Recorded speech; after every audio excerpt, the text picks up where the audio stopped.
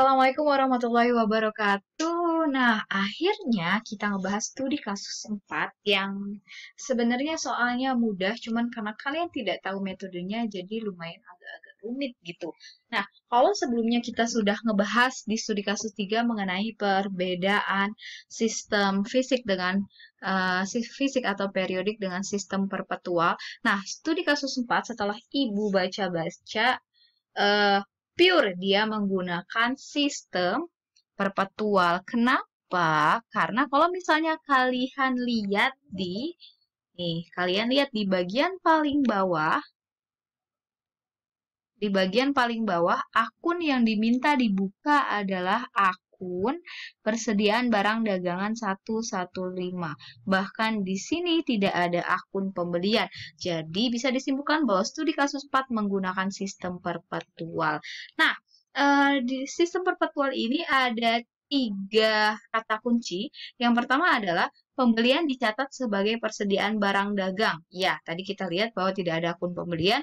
Yang kedua adalah muncul dan mencatat harga pokok penjualan. Apa sih yang bikin bingung? Contohnya di sini ada kasus tanggal 6 Agustus dijual barang dagang tunai seharga 3.250.000, harga pokok penjualannya 2 juta. Nah, di sini kalau misalnya sistem perpetual akan dikasih tahu harga pokok penjualan karena tugas kita adalah mencatat harga pokok penjualan selain mencatat si nominal penjualannya. Nah, yang ketiga adalah setiap penjualan dicatat ke dalam 2 jurnal, yaitu jurnal penjualan dan jurnal umum.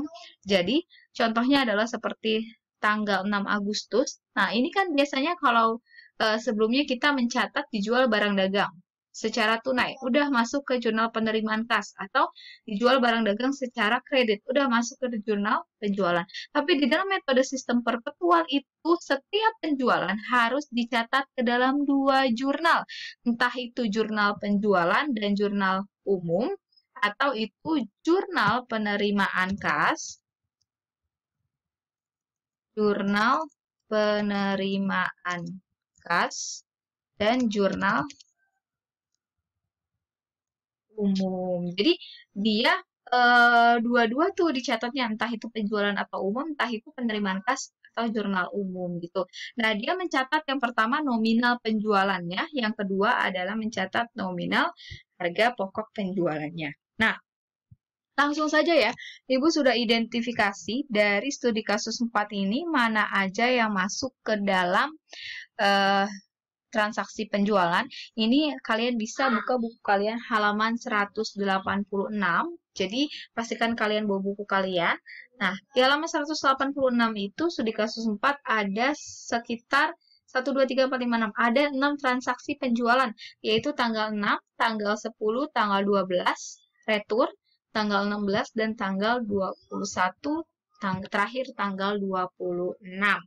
Nah, langsung saja kita masuk ke transaksi tanggal 6. Coba kita baca dulu. Transaksi tanggal 6. Nah, transaksi tanggal 6 itu adalah untuk mempermudah, Ibu sudah buat jurnal penjualan dan jurnal penerimaan kas. Jadi kalian susun, identifikasi dulu mana yang masuk ke dalam jurnal penjualan dan mana yang masuk ke dalam jurnal penerimaan kas dari 6 transaksi ini. Langsung aja kita cek ke jurnal penjualan. Nah, jurnal penjualan. Yang pertama adalah, nih, keyword yang pertama adalah jurnal penjualan pada metode perpetual mencatat nominal sesuai dengan nominal penjualan, bukan nominal harga pokok penjualan. Jadi yang kita catat adalah nominal penjualan. Nah, ini adalah informasinya. Tanggal 6 masuk ke penjualan tunai, berarti dimasuknya ke jurnal kas masuk. Tanggal 10 masuk ke, nah, yang masuk ke dalam jurnal penjualan itu ada di tanggal 10 dan juga di tanggal 16. Sisanya masuk ke dalam jurnal kas masuk atau penerimaan kas. Contohnya adalah seperti ini.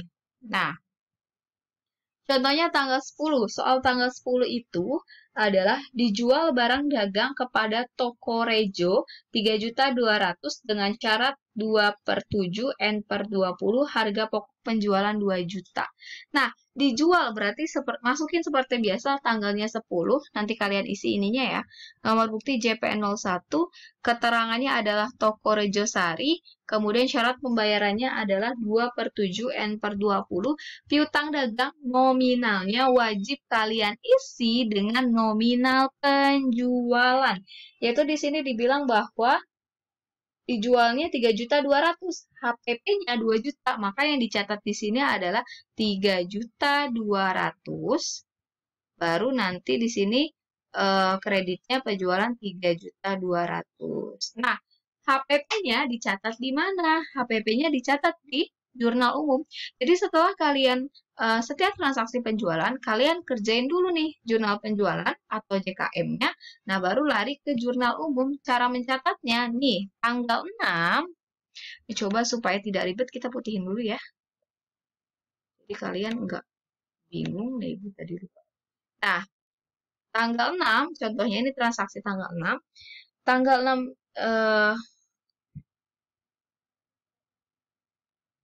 tanggal 6. Nah, ternyata, oke, tadi yang kita lihat adalah tanggal 10 ya. Ini berarti, nah, tanggal 10. Tanggal 6 tadi kita belum bahas, berarti ini pura-pura diputihin dulu. Nah, baru di tanggal 10. Tanggal 10 tadi jurnal penjualan, nah, mencatat harga pokok penjualannya 2 juta. Cara menjurnalnya adalah cara menjurnal nominal harga pokok penjualan di jurnal umum adalah harga pokok penjualannya selalu didebit. Jadi selalu seperti ini. Harga pokok penjualannya 2 juta, nominal HPP-nya. Kemudian persediaan barang dagangnya 2 juta di kredit. Bu, kenapa persediaan barang dagang kredit? Karena posisinya kita menjual. Ketika kita menjual, maka barang stok kita itu pasti berkurang. Nah, persediaan barang dagang sama dengan nih, persediaan barang dagang sama dengan aktiva. Kode akunnya kepala 1. Jadi, persediaan barang dagang itu termasuk dengan aktiva, kode akunnya kepala 1. Berarti dia adalah harta. Nah, ketika misalnya kita jual, berarti otomatis barang dagangnya berkurang. Barang dagang berkurang berarti di kredit. Nah, yang didebitnya selalu harga pokok penjualan ketika dia menjual. Jadi harga pokok penjualan atau HPP ini saldo normalnya adalah debit. Saldo normal HPP adalah di debit gitu ya.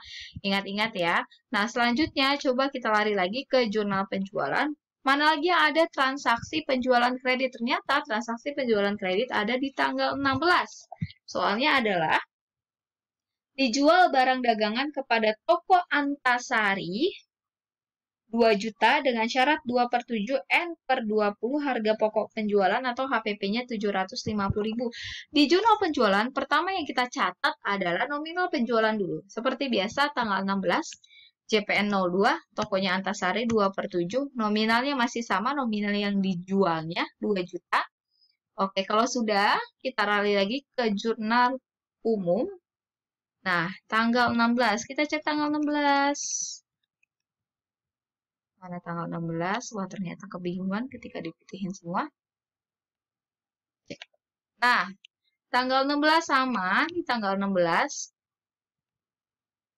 Tanggal 16 sama ya. Jadi tanggal 16 itu, karena dia penjualan secara kredit sama seperti tanggal 10. Sama seperti tanggal 10, jadi yang kredit. Nah, jadi HPP harga pokok penjualan 750.000. Ini sudah pasti dikasih tahu ya HPP-nya berapa di soal. Kemudian persediaan barang dagangnya 750.000. HPP-nya di debit, persediaan barang dagangnya di kredit. Balik lagi ke jurnal penjualan. Nah, ternyata hanya di studi kasus 2 ini, di studi kasus 4 ini hanya 2 yang penjualan kredit, sisanya adalah penjualan tunai. So, kita lari ke jurnal penerimaan kas. Konsepnya sama seperti jurnal-jurnal sebelumnya. Nah, yang harus kalian perhatikan adalah jurnal penerimaan kas ini harus kronologis ya, karena saat ini Ibu hanya membahas mengenai jurnal penjualan, maka Ibu masukin jurnal penjualan transaksi penjualannya aja nih, penjualan tunai. Tapi kalian studi kasus 4 itu harus masukin sesuai dengan tanggalnya. Misalnya jurnal kas masuk itu ada di, kalian cek lagi nih tanggal berapa, pokoknya harus runut ya. Ini hanya contoh saja yang berhubungan dengan transaksi penjualan. Jadi yang ada cuma penjualan tunai aja, yang lainnya nggak ada di sini. Tapi nanti kalian isi sendiri. Nah, tanggal 6 contohnya ada penjualan tunai. Nah, penjualan tunai sama kalian masukin nominal penjualannya. Ingat nominal penjualan bukan HPP, karena kalau HPP masuk ke jurnal umum. 3250, tanggal 21 juga, tanggal 26 juga sama 4.200.000, 2.500.000, udah tidak ada bedanya. Kemudian kita lari ke jurnal umum, contohnya adalah penjualan tunai ada di tanggal 6. Kita coba keluarkan dulu tanggal 6. Nah, sama. Jadi sebenarnya konsep di perpetual itu setiap ada transaksi penjualan lo ya, mau dia kredit ataupun tunai, maka jurnal HPP-nya tetap sama. Jadi harga pokok penjualan, persediaan barang dagangnya 2 juta. Nih 2 juta itu adalah karena tanggal 6 dibilang dijual barang dagang tunai seharga 3250, HPP 2 juta. Berarti yang dicatat adalah 2 juta gitu. Kemudian ada lagi di tanggal 21.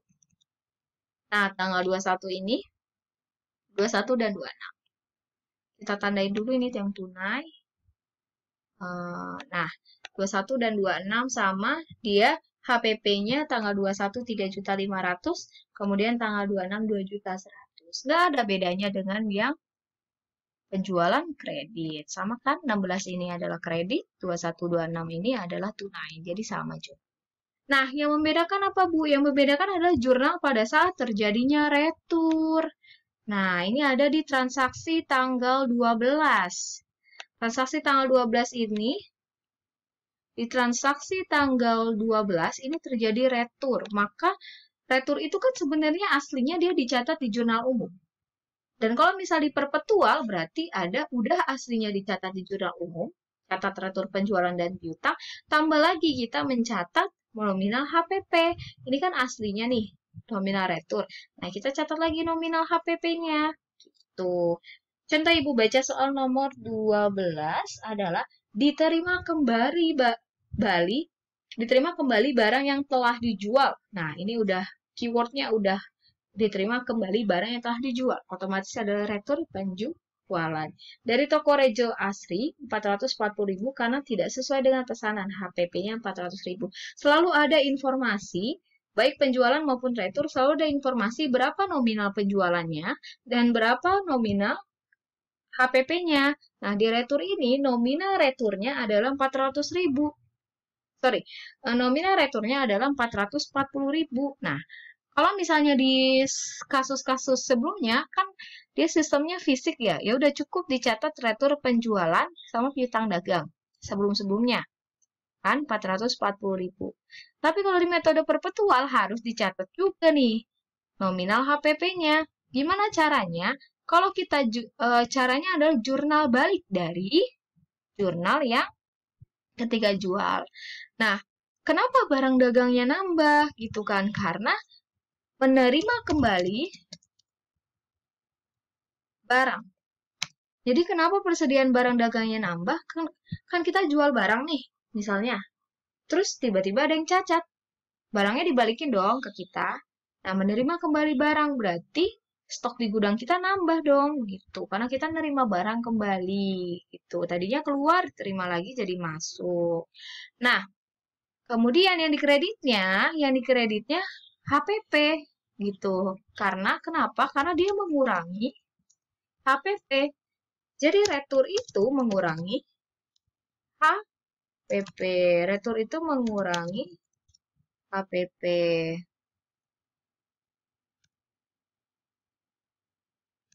Si retur itu adalah mengurangi HPP. Makanya dia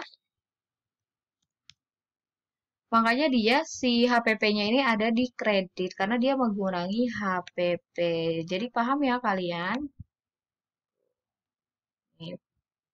Nah, jadi sebenarnya untuk Metode perpetual yang membedakan adalah pencatatan harga pokok penjualannya saja. Karena setiap ada transaksi penjualan itu harus dicatat di jurnal umum gitu. Apa yang dicatat di jurnal umum? Yang dicatat adalah nominal harga pokok penjualannya. Kalau terjadi penjualan tunai ataupun kredit, maka barangnya keluar